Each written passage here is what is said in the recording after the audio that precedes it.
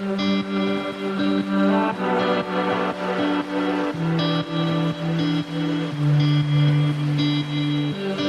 bienvenue sur Histoire d'en dire plus. Aujourd'hui, on va parler d'un film français qui s'appelle L'Opération Cornet de Bif, réalisé par Jean-Marie Poiré. Voilà. C'est parti, mon kiki.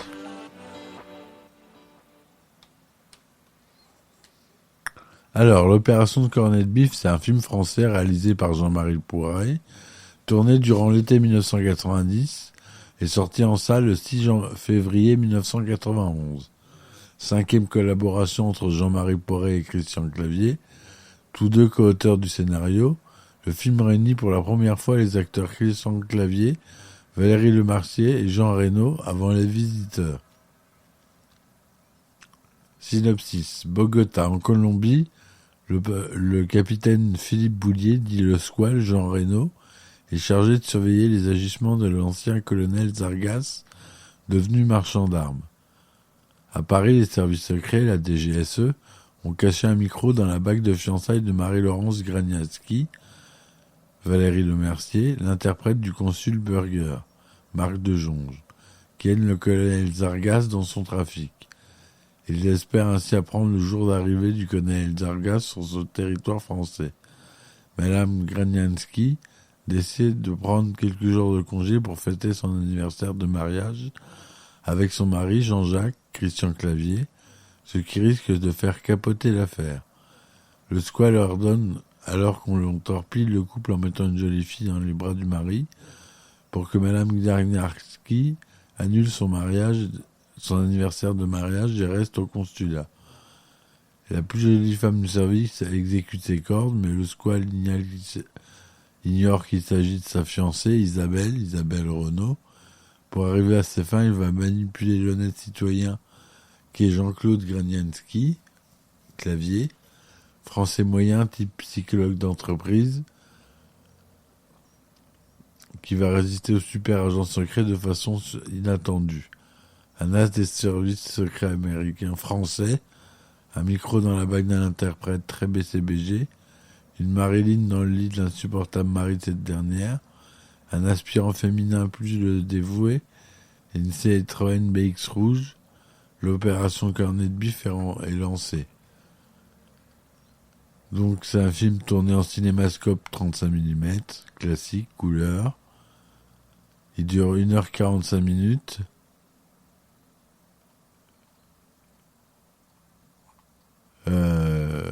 Christian Clavier et Jean-Marie Poiré proposent le scénario au producteur Alain Terzian un soir qu'il dîne au restaurant. Le producteur est tout de suite emballé mais reste sceptique quant au choix du titre. Il avait suggéré de rebaptiser le film Le Squale, d'après le surnom du personnage principal, mais les deux auteurs ont préféré rester sur le titre initial.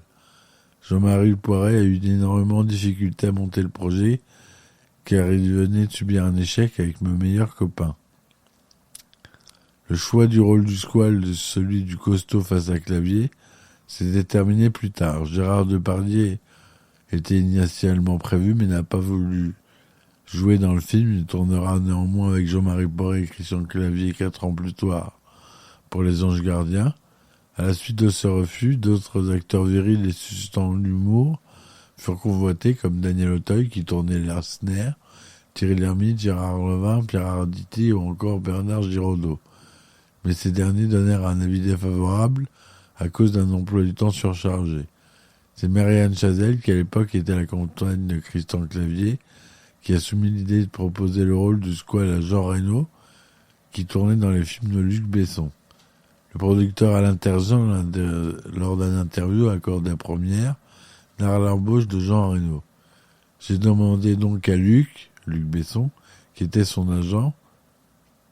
Ah non, c'est pas Luc Besson.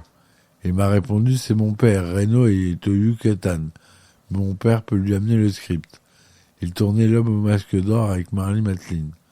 3 jours plus tard, le téléphone sonnait dans mon bureau, avenue de Messine. Allô, c'est Jean. C'est formidable, on tourne quand, on signe quand. Et pendant qu'on parlait, un fax est en train d'arriver. Non, Jean Reno, film Opération Cornet de Bif, Salaire, tu mettras ce que tu veux, c'était lancé. Alain Terzian, première, numéro 9, 456. Jean-Marie Poiré croit beaucoup en ce duo, mêlant ainsi deux générations différentes, celle du Splendide avec Christian Clavier et celle du Grand Bleu avec Jean Reno. Carole Bouquet fut pressentie pour le rôle de Marie-Laurence Granianski. Catherine Jacob a, elle, refusé le rôle pour tourner dans Merci la vie de Bertrand Blier. C'est Françoise Ménidraine, directrice de casting, qui a proposé à Jean-Marie Poiré à l'Intergent d'aller voir une représentation de la pièce Une file à la patte au théâtre du Palais Royal et de faire attention à l'une des comédiennes secondaires, Valérie Lemercier.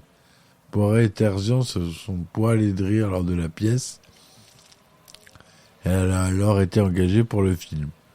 Ce film marque ainsi la première collaboration du quatuor Poiré, Clavier, Reno et Lemercier qui se reformera dans Les Visiteurs 2 ans plus tard, en 1993. Bon nombre de jeunes actrices ont auditionné dans le rôle d'Isabelle Fourreau. Poiré porte finalement son choix sur Isabelle Renaud, qui en est au début de sa carrière. Pour représenter le représentant de la République, personnage que l'on ne voit uniquement dans le dos dans le film, un casting de crâne a été réalisé afin de trouver un acteur dont cette partie du physique s'approche au plus près celui de François Mitterrand. Tournage. Cascade. Initialement, les scènes se déroulant à bord de la Citroën BX devaient être réalisées dans une voiture travelling, comme cela se pratique en général dans les films. L'acteur fait donc semblant de conduire. Or, dans ces conditions, la voiture travelling ne peut rouler qu'à faible allure et cela a posé des problèmes lors du tournage de la scène sur la route nationale où la BX est censée rouler à 140 km/h. La voiture travelling roulant lentement, elle se faisait doubler par des camions qui les klaxonnaient ou faisaient des appels de phare amicaux, ce qui rendait le tournage impossible. Jean Reno prit lui-même la décision de conduire réellement la BX à 140 km/h sur la nationale, parmi le flot de circulation normal, avec une caméra déportée sur le capot et le matériel de prise de son installé dans le coffre. Aussi, Jean Reno effectuant lui-même quelques cascades simples au volant de la BX, les peurs de Christian Clavier en tant que passager étaient bien réelles. Le film met en l'odeur la gamme Citroën du moment, où plusieurs modèles contemporains de la marque apparaissent en vedette tout au long de cette comédie. La X, la BX, la XM, la CX Évasion, l'ambulance, la C25, toutes les voitures ont été prêtées par Citroën. La Citroën BX de Jean-Jacques Gronianski, Christian Clavier, est une BX 16 TGS 1990 de couleur rouge de l'âge. Pour le besoin du film, pas moins de 6 BX ont été utilisés. Une BX neuve ayant 2000 km en compteur ont servi pour les scènes calmes et les prises de vue à bord. Et pour les scènes mouvement VT ou de cascade, 5 autres voitures plus anciennes ont été maquillées pour ressembler à la neuve. On voit notamment lors de la scène dans le champ du tournesol, lorsque la BX utilisée pour cette séquence est une plus ancienne, car son habillage intérieur est marron, alors qu'il est gris dans la BX neuve. La Citroën XM du général Masse, Jacques François, que se va offrir Jean-Jacques Granianski à la fin du film, en dédommagement de la destruction de sa BX toute neuve, par le squale, est une XM V6 finition ambulance, modèle 86, de couleur gris perlé métallisé verni. À noter une petite erreur de tournage.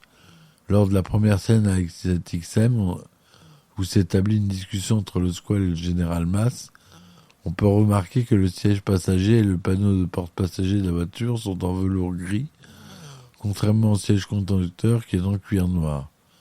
Le fourgon C25 Citroën du général Moulin, Jacques Dacmine, est un C25E combi confort modèle 87, de couleur gris satellite métallisé verni.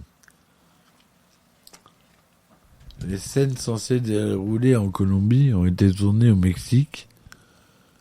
Lors d'une scène, le drapeau américain est visible sur un bâtiment On voit d'ailleurs pendant le générique le début des emblématiques taxis coccinelles de la ville de Mexico. Et pour y être allé, je peux vous en témoigner que tous les taxis là-bas, c'est des coccinelles. Omniprésent à l'époque du tournage et retiré de la circulation depuis. C'est faux. J'y suis allé il y a... Quoi que ça fait 20 ans que j'y suis allé.